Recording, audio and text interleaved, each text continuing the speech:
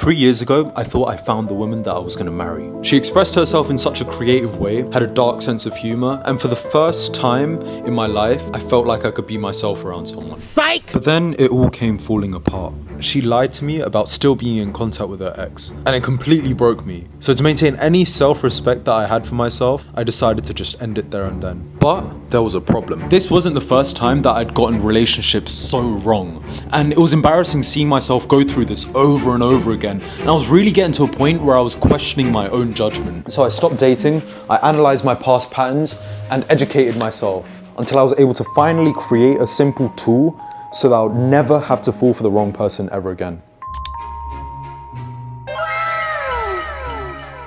Starting with the discovery phase, which focuses on the fundamentals of what I should be looking out for when pursuing someone. I've tried to ignore my values in the past, only to end up resenting the relationships that I've been in. But worst of all, I was reinforcing the idea that I didn't value myself. As a result, I felt insecure and overall just less confident as a man. But when I do share values with someone, I feel capable, confident, and it further reinforces the idea that I do actually care for myself and my partner. To bring myself some clarity, I usually ask myself these questions. What do I value in my relationships and why? Does this person value what I value? If yes, what actions have I seen that back this up? And if no, why am I still with this person? I used to make the mistake of thinking that physical attraction would just be enough, but now that I realize there are so many other traits which make a person attractive. Sometimes it's a person's energy, their confidence, their charisma, their charm, their intellect, their expression. So now if I find someone attractive, I always ask myself to list out why. And just as importantly, I ask myself, have they made it clear that they're attracted to me? For me, faith and background doesn't always have to be aligned, but the issue comes when the other person can't accept me for the beliefs that I have. There have been times where I felt completely accepted despite religious or background differences. But then there have been other times where I felt completely invalidated, which has made me understand the importance of being able to accept each other. The last two blocks are commonly overlooked by many people, but just as important as the first three.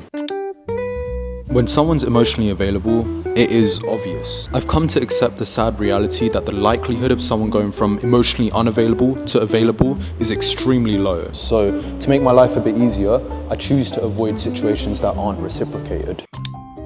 When I'm infatuated, I get blinded by the importance of a shared vision. For me, a life of growth, peace, and meaning is what I strive towards and hope to one day share with a partner. But in the past, I've put this aside and fallen into chaotic and directionless relationships, all because I liked the person. But now, in order to keep myself grounded, I ask myself, what do I want to devote my life to?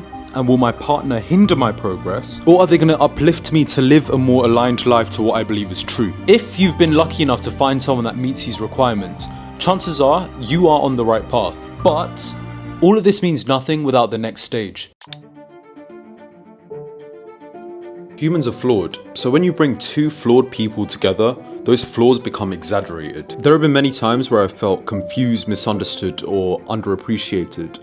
But with time, I'm starting to realize that most humans don't actually have bad intentions for you. It's just that not everyone is taught to love in the same way, which is what leads to conflict.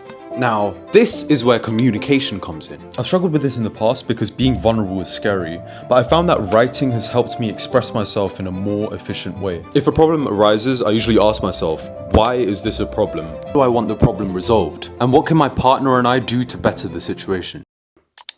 Life isn't easy, but the one thing I like about humans is that they make life worth living. And being able to lean on your partner when things get difficult is something I find so beautiful. Whenever I've felt supported, it's always given me a reason to want to do more for them. When I haven't, it feels like my efforts are being wasted away. I've always found that verbally appreciating someone's actions have always led to more supportive gestures from them, because feeling seen makes us want to act more. Even asking something as simple as, how can we be more supportive with each other, is enough to move towards the right direction.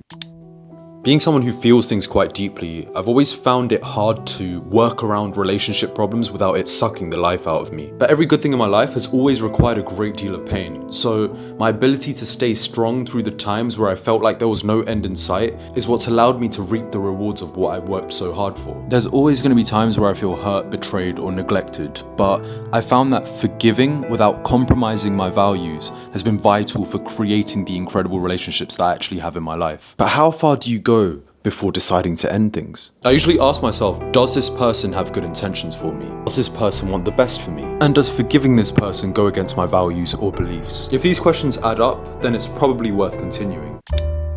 When I get into a relationship, I've noticed myself repeat a very unfortunate pattern. I'll get excited, spend too much time with them, and end up forgetting to look after my own needs. I'm someone who needs regular time alone, and in the past, out of fear that my partner would lose interest in me, I used to not voice it. However, this has always come at the cost of the relationship. But when I voice my boundaries, I feel like I have the space to breathe, and it actually deepens the understanding other people have for me. Now I ask myself, what are some non-negotiable boundaries that I need to establish in a relationship? Emotionally, physically, or mentally? And how can I establish these boundaries in a way that it doesn't make my partner feel neglected, unwanted, or insecure? But even with doing all of this correctly, there's a hidden killer which ruins even the best of the relationships. Statistically, 90% of relationships end, and over 50% of marriages end in divorce. But after researching, I've discovered a simple way to bring these percentages down. So let's have a look at the next phase. I've always felt the need to work towards a goal, but after reaching it, I feel directionless, complacent, and feel unfulfilled. The issue is, in the past, I used to set the goal in love as being get into a relationship. And once achieving that goal, I would have no idea what to do next, causing my relationships to just slowly wither away. Humans are problem solvers, so I realized that relationships need an endless goal to work towards, known as a horizon goal. But what exactly is the goal that keeps love alive? For me, it's aiming to be better to yourself and to your partner. In the book Mindset, Dweck suggests that humans see an increase in resilience and sustained effort when we choose to value the process, which in this case would be the endless journey of growth. This could sound really daunting, but even the smallest step towards bettering a relationship is enough to see a huge improvement within it. Also, James Clear in Atomic Habits also states that just a 1% improvement per day results in a 37 times improvement over the course of a year in whatever goal that you're trying to achieve. These are some easy ways to better your relationship, and it's a list that can go on forever. It's taken me some time, but I'm starting to realize that relationships are far from perfect. If I'm being completely honest, I've never felt truly ready for one. Love is unpredictable. It's caused me a lot of pain in the past, and it brings out some of my worst fears. My attempt at learning and researching started as a desperate attempt to never get it wrong ever again. But the truth is that people will make mistakes, including myself. But I'm finally starting to see the beauty in the journey the more I remind myself that everything will be okay.